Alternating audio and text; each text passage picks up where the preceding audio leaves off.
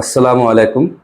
আজকে আমি তোমাদের সামনে কিছু গুরুত্বপূর্ণ বিষয় নিয়ে আলোচনা করব। সেটা হচ্ছে, আমি এই চ্যানেলটা খুলেছি ইংলিশ চ্যানেল, মানে যেখানে আমি পুরো ইংলিশ বিষয়ে আলোচনা করব। প্রতিদিন বিভিন্ন ইংলিশের কোশ্চেন অ্যান্সার, যেমন গ্রামার, আরো বিভিন্ন কিছু টপিক ইংলিশে রিলেটেড, সেটা আলোচনা করা হবে এই চ্যানেলে। তো এটা চ্যানেল খোলার মূল উদ্দেশ্য হচ্ছে সেটাই, যে যে সমস্ত ছাত্রছাত্রীরা বিভিন্ন জায়গায় টিউশন পড়ে, আবার অনেকে হয়তো হোম, মানে নিজের বাড়ি থেকে পড়াশোনা করে, হয়তো কারোর পরিস্থিতি এতটাই খারাপ যে সে হয়তো টিউশন পড়তে পারে না।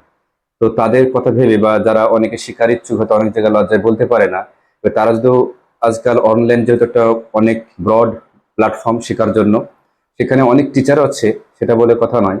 তো আমি একজন, মানে হোম টিউশন পড়াই, বিভিন্ন জায়গায় গিয়ে পড়াই। নিজের অনেক দিন পড়ার অভিজ্ঞতা আছে, প্রায় 7-8 বছর ধরে পড়াচ্ছি, টিউশন পড়াচ্ছি। তো এই পড়ানোর অভিজ্ঞতা থেকে বুঝতে পেরেছি যে গ্রাম বাংলায় আমাদের, মানে পড়ার অনেকটা অনীহা ছাত্রছাত্রীদের মধ্যে দেখা যায়, এবং তারা ঠিকঠাক শিখতেও পারে না। হয়তো তারা নিজে থেকে শিখতে চায় না, কি সেরকম গাইড পায় না, সেটা আমি বলতে পারবো না ঠিক। তো বিষয় হচ্ছে, আজকে আমি এটা নিয়ে আলোচনা করবো, যেহেতু আমি ইংলিশ, এখানে এই চ্যানেলটা আমি ইংলিশ পড়াবো। তো ইংলিশের যাবতীয় বিষয়, অনেক ছাত্রছাত্রীদের অনেক ভয় থাকে। যেমন ইংলিশটা বেশি ভয় করে, কেননা ইংলিশ আমাদের একটা ফরেন ল্যাঙ্গুয়েজ, আমাদের যেহেতু দেশীয় ল্যাঙ্গুয়েজ না। আমাদের মাতৃভাষা কি বাংলা, তাই আমরা বাংলা ভাষায় খুব অনায়াসে কথা বলতে পারি এবং বুঝতে পারি।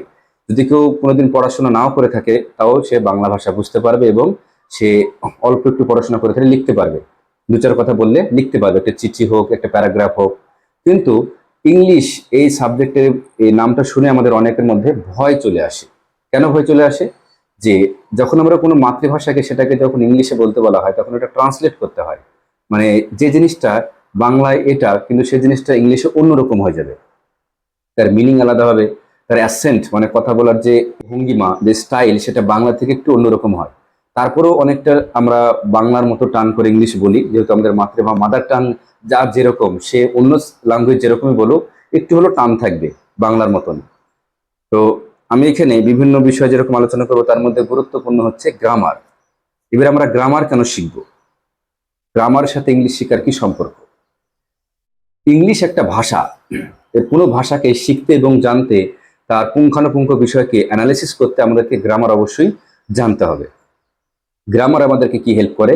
সেই ভাষার উৎপত্তি এবং প্রতিটা ওয়ার্ডের কিভাবে উচ্চারণ করতে হবে, কখন উচ্চারণ করতে হবে, কিভাবে উচ্চারণ করতে হবে, এরকম বিস্তারিত আলোচনা এই গ্রামারে করা হয়। তো গ্রামার অনেকের জায়গায় টিউশন হয়তো অনেকে পড়ে ইংলিশ টিউশন, কিন্তু সেখানে গ্রামার খুব একটা ভালো করে ধরে ধরে করানো হয় না, কারণ অনেক ছেলেপিলে থাকে, তাকে কজনকে বা করে ধরে ধরে করানো হবে। এমনি বেসিক একটা আইডিয়া দেওয়া হয়। টিউশনে অনেক ছাত্রের মধ্যে সেগুলো খুব ভালো করে শেখানো হয় না। টিচারও চাইলে সেগুলো ভালো করে শেখাতেও খুব একটা পারে না, কেননা অনেকগুলো ছাত্রের মধ্যে পার্টিকুলারলি একে একে বোঝানো খুবই একটা ডিফিকাল্ট হয়ে পড়ে। তাই এবার যারা অনেকে আছে, হয়তো পড়াশোনায় একটু ট্যালেন্টেড আছে, মানে পড়াশোনায় একটু ব্রেন ভালো, তারা হয়তো অল্প কিছু বললে বুঝতে পারে। কিন্তু সমস্যা হচ্ছে, যারা একটু কম বুঝে, বা হয়তো ভালো করে না বললে বুঝতে পারে না, একটু পার্সোনাল দরকার আলাদা আলাদা করে বোঝানো, তাদের ক্ষেত্রে কি হয়, এরকম টিউশন তারা সেরকম পায় না, অ্যাভেলেবেল হয় না। আর যদিও পায়, তো আজকাল যা, মানে সবকিছুর রেট যেভাবে বেড়ে গেছে, টিউশন ফিজও অনেক তুলনামূলক বেড়ে গেছে, তাই অনেকের সেটা সম্ভব হয়ে ওঠে না যে আলাদা আলাদা পার্টিকুলার টিউশন নিয়ে আমি এটাকে শিখবো। তো ইংলিশ আজকে কেন জরুরি হয়ে পড়েছে মানুষের?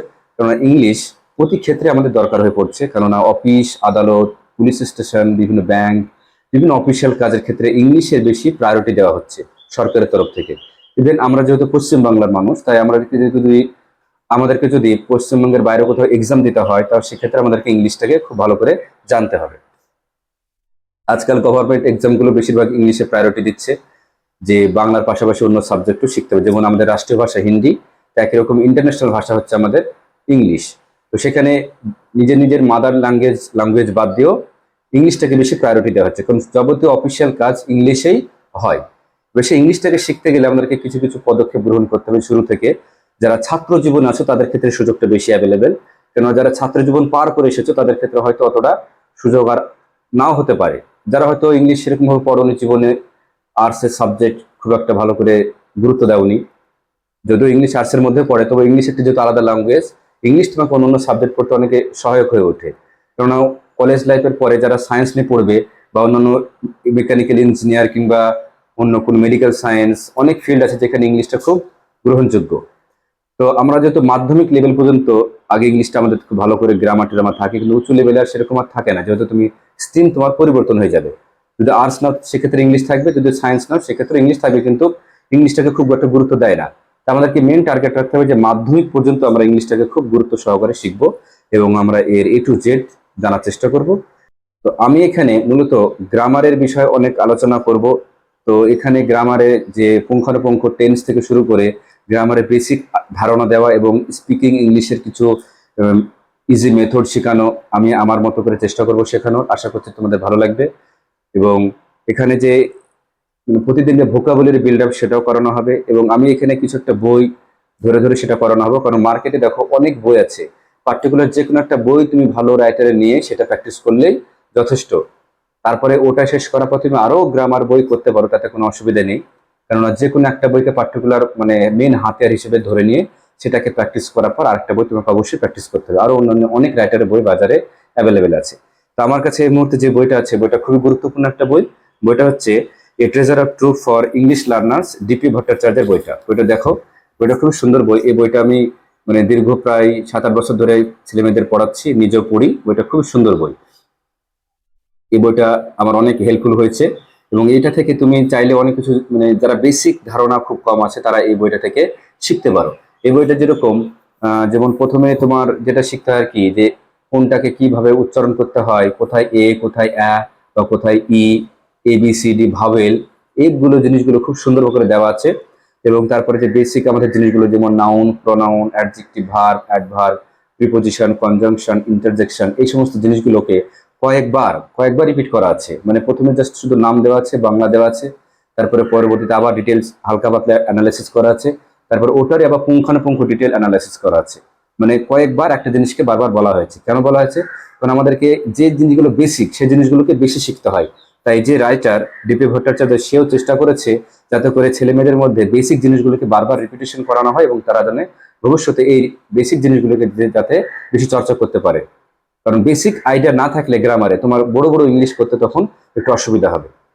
বেসিক আমাদেরকে কি করে, বিল্ড আপ মানে আমাদের যে মেমোরাইজ ক্ষমতা সেটা আমাদের বাড়ায়, ব্রেনের ক্যাপাসিটেন্স বাড়িয়ে দেয়, যাতে করে বড় বড় জিনিসগুলো করতে আমরা ছোটখাটো জিনিসগুলোকে বেশি মানে না ভুলে যাই।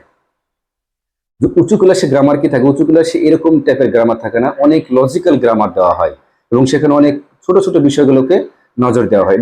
যদি তুমি প্রথম থেকে সেই জিনিসগুলোকে প্র্যাকটিস না করো তাহলে কি হবে, সেই সমস্ত গ্রামার করতে গেলে অনেক অসুবিধায় পড়তে হবে।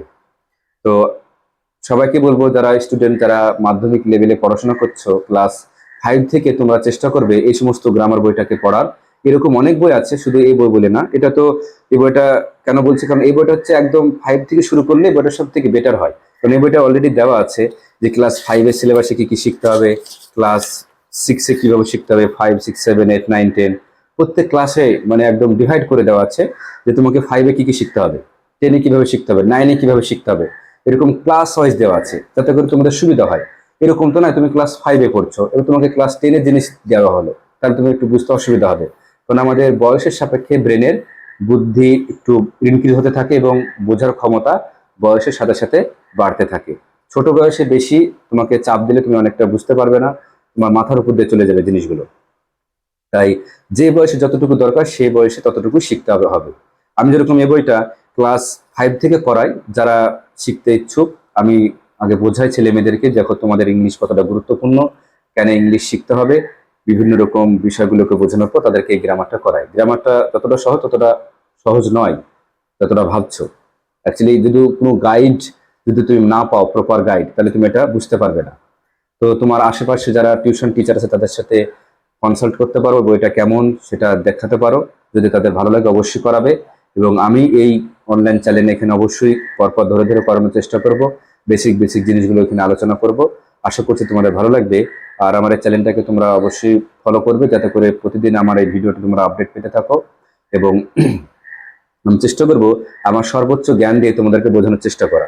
কারণ কোনো মানুষের কাছে পরিপূর্ণ জ্ঞান থাকে না, সবার কাছ থেকে জ্ঞান নিয়ে আমি যেরকম এই পর্যায়ে এসেছি, তাই তোমরা আমার মতন আরো 5 জনের কাছ থেকে জ্ঞান নিয়ে তোমাদের মেমোরিকে বিল্ড আপ করবে, তোমরা তোমাদের ভবিষ্যৎ উজ্জ্বল করবে। এই বলে আজকের মতন এই বক্তব্য আমি সমাপ্ত করছি।